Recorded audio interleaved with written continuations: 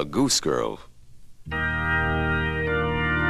once lived a widowed queen who had a beautiful daughter.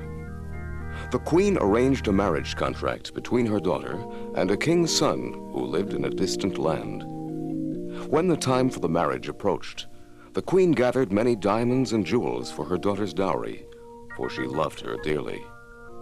The queen also called on her most trusted lady-in-waiting and told her to accompany the princess to a foreign land and deliver her to her royal bridegroom. 2 horses were provided for the journey. The princess's horse was named Falada, and he had the ability to speak, a quality that is rare to find in a horse. When the moment for parting came, the queen took her daughter into her chamber, and with a knife, she pricked her own finger until it bled. She then let 3 drops of blood fall on a white handkerchief, and then gave the handkerchief to her daughter, bidding her to take good care of it, as it now contained the power to protect her. The princess put the handkerchief in her sleeve and set off with a maid-in-waiting for the land of her intended bridegroom. After they had ridden for an hour or 2, the princess began to feel very thirsty, and when they approached a brook, she said to her lady-in-waiting, "Get down and fill my drinking cup with water from that brook. I'm very thirsty." Get down yourself if you are thirsty. I am not your slave. The princess was quite taken aback by this, but her thirst forced her to get off her horse and stoop and drink out of the brook. She took out her handkerchief and murmured, "Blood of my mother, what am I to do?" If your mother only knew, her heart would break in 2. But the princess said nothing and quietly mounted her horse again. So they rode on some miles further. The day was warm, the sun shone hot, and the princess grew thirsty once more. By now, the princess, who had her wedding on her mind, had forgotten the previous incident. So she called to her waiting woman, "Get down and get me water to drink out of the brook." Have you forgotten? If you want a drink, you will have to get it yourself. I will not be your slave. And the princess had to get off her horse and go to the brook. And as she stooped to drink, the blood on her mother's handkerchief said, If your mother only knew, her heart would break in 2. And as she drank and stooped over, the handkerchief fell out of her sleeve and into the brook. The princess, in her anguish, did not notice it, but not so the lady-in-waiting, who had observed in delight, for now the princess was without any protection. When the princess returned and tried to mount her horse, the lady-in-waiting said, One moment, my dear princess. Falada is now mine, and you can ride this old nag. But before you mount, we must make some more changes. Take off those royal garments, and you can wear my clothes. I have waited many years on your mother, the queen, for an opportunity like this. Now, princess, and this is the last time I will call you princess, you must promise never to tell anyone what has happened here. "I promise." Good. Now we can proceed with our journey. The lady-in-waiting, now in the princess's clothes, mounted Falada, who had noticed everything and remembered. The princess, in the clothes of a commoner, now rode on the ordinary horse. Then, at last, they arrived at the royal castle. The prince hastened to meet them, for he had never seen his bride-to-be. He addressed the false princess. Welcome, princess, to my father's castle. I do hope that your journey was not too troublesome. May I offer you some refreshments? Thank you, kind prince. Where is your father, the king? He will be here shortly, but let me show you to your room now. Before we go, there are 2 things that I pray you will do for me. Granted. Anything you wish. First, the horse that I have been riding, Falada, should be done away with. He stumbles quite often and is mean-spirited. He looks like quite a horse, but as you say, he will be done away with. And for your second request? This serving girl who is assigned to attend to me on my journey has proved to be an utter fool and of no use to me. Please see that she is put to feeding the pigs or some such work. She is such a pretty young girl that it's hard to believe that she's so incompetent. However, the pig-feeding job is filled, and I don't know what else is available. Believe me, she is an utter goose. Goose? That's it. We do have an opening for an assistant to the fellow that attends the geese. She shall be a goose girl. It will suit her perfectly. But I have never... But you shall learn, my dear. You shall learn. The young princess was stunned by the turn of events. But she did not raise a hue and cry, as she remembered her vow not to reveal the exchange that took place between her and the lady-in-waiting. Her mother, the queen, had always emphasized that a royal person never went back on a vow once given. However, though she was greatly concerned about her own condition, she was even more unhappy about the fate decreed for Falada, the talking horse. She determined to do something about this, though she wasn't sure just what to do. In her royal palace, there had always been someone to do things for her. But now, for the first time, she was on her own. So, after being shown to her tiny room in the servants' quarters, the young princess made some inquiries of the other servants. Washerwoman, do you know where they have taken the horse Falada to be executed? What? Who are you addressing in that tone? For a moment I thought we had royalty in the servants' quarters. But for a goose girl, you're quite a mimic. The horse has been taken to Jonah the soap maker, who lives in the back of the north wing. But mind your manners. I will, and thank you. Well, the princess was learning. She would now have to treat the working people as her equals, if she was to adjust to her new life. Off she went to see Jonah, a bit uncertain, but determined to save Falada. Boil, pots, boil. Boil, pots, boil. Life is but a toil. Life is but a toil. Are you Jonah the soap maker? Is something wrong with your nose? Can't you smell? Do you think I'm the cook making a stew in these pots? Of course I'm Jonah. Please excuse my ignorance, but I am new here, and I have come to beg you not to harm the horse Falada. I have known and loved him since he was a little colt. You must be the servant girl that came with the prince's bride-to-be.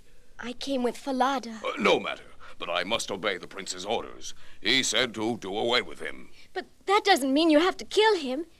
Listen to the prince's own words. Do away with him. You will be obeying the prince by setting the horse free in the forest. I don't know. But that horse Falada is a beautiful animal, and it would be a pity.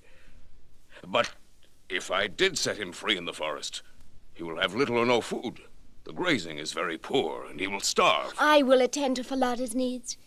For this deed I shall reward you. Reward me? How can a goose girl give any rewards? For this is what you are to be. Well, I can save for you the fattest goose for Christmas. Oh, the fattest goose! The fattest goose!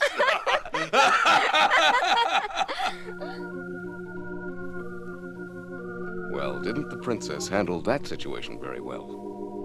With a little assurance and a pretty face, which she certainly had, you can overcome many difficulties. Now she had saved Falada, who was set free in the forest. And when the princess went to attend her geese, she would always take some feed and leave it for the horse at the same place each day. Falada would come as the princess called. Oh, Falada, are you still there? 'Tis you, Princess Fair. If your mother only knew, her heart would break in two. So they would greet each other every day. Off in the distance, Conrad, the goose boy, would sneak a look at the proceedings. But he wasn't sure if the horse was really talking, or if it was just the wind. The wind had been playing many tricks with him lately. When he tried to tease and pester the princess while she was combing her hair and setting it in braids, the princess would sing. Wind, wind, gently sway, blow Conrad's hat away. Let him chase o'er field and fold, till my locks of ruddy gold, now astray and hanging down, be combed and plaited in a crown. Then there came a gust of wind, and away went Conrad's hat, and he after it, while the princess combed and bound up her hair. This happened every day, and Conrad became so aggravated that he went and complained to the king. The king, though he was busy making preparations for his son's marriage, listened with considerable interest to Conrad's tale of the doings of the new goose girl. He decided to see for himself, and the next day he hid himself behind a bush. And then, as usual, the princess spoke to Falada, and the horse answered her.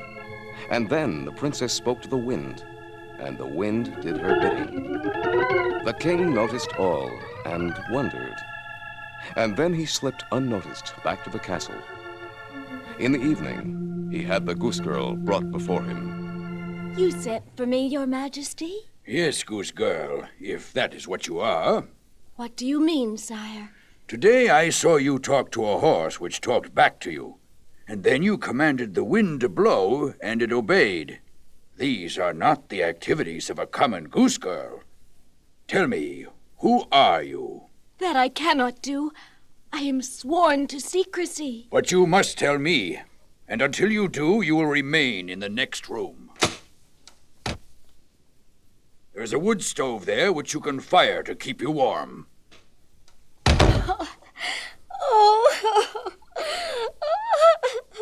The princess cried and cried as she felt that all had forsaken her. After a while, she felt cold, and she went to the stove to start the fire. She opened the stove door and began to arrange the wood. Oh, I wish I knew how to start a fire. My mother, the queen, never taught me how to do such things. She always said, a princess should not learn to do anything. But in a week's time, I've learned to be a goose girl. I wonder how my lady-in-waiting is faring as a princess. Now, being a princess is something that can't really be learned. Or can it? She said she had watched me and my mother quite carefully, and she is a good actress. When the princess had opened the stove door, her entire speech could be heard in the next room through a ventilator which was connected to a stovepipe. Naturally, the king had overheard all, as he was well aware of the stove's broadcasting power. He called the princess back to his room. Well, Goose Girl, have you decided to tell me about yourself? I'm sorry, Your Highness. I had made a vow, and I will not go back on my promise. All right, my girl, you may go back to your quarters. But I want you to attend my son's wedding, which will be held 2 days from now. But No buts. That is an order. Yes, Your Majesty. This will be the most important wedding that you have ever attended in your life.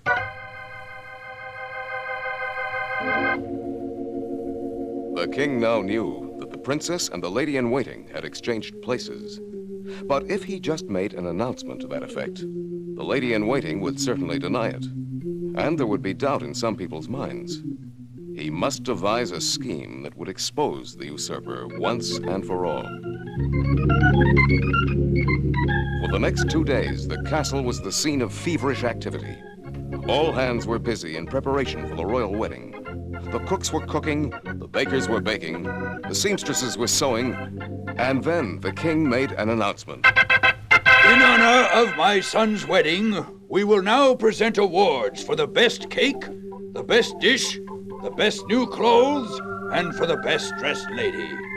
We will start with the best dressed lady contest, and there will be a special award for her lady-in-waiting.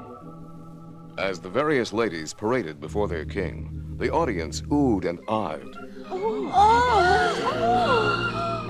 The ladies looked wonderful in their silks and brocades, and their pompadoured hair and wigs. But the king, who was the sole judge, selected a lady who wore almost ordinary clothes. The guests were quite puzzled by the king's choice, as he had always been considered a man of good taste. She looks almost shabby. Maybe the king needs eyeglasses. No one was more puzzled than the lady-in-waiting, who was to be the king's daughter-in-law. She couldn't refrain from speaking. Your Highness, is this really your choice? Why, yes. Is there any question? I have seen many beautifully dressed ladies, and this one doesn't compare at all. How can you say that? Especially when a princess is usually trained to know nothing. I am not one of your empty-headed princesses. I have dressed many a lady, and I ought to... She said... Oh, what did I say? I didn't I mean... know exactly what you mean. You are a lady-in-waiting, and not the princess. The Goose Girl is the true princess. So the wedding between the lady-in-waiting and the prince was cancelled. And the true princess, who had been the Goose Girl, now became the bride of the prince, who promised that in the future he would not judge people only by their appearance. And as for the lady-in-waiting, she would now play a new role. She was given the job that she had recommended for the true princess, that of feeding the pigs. What do you think of that?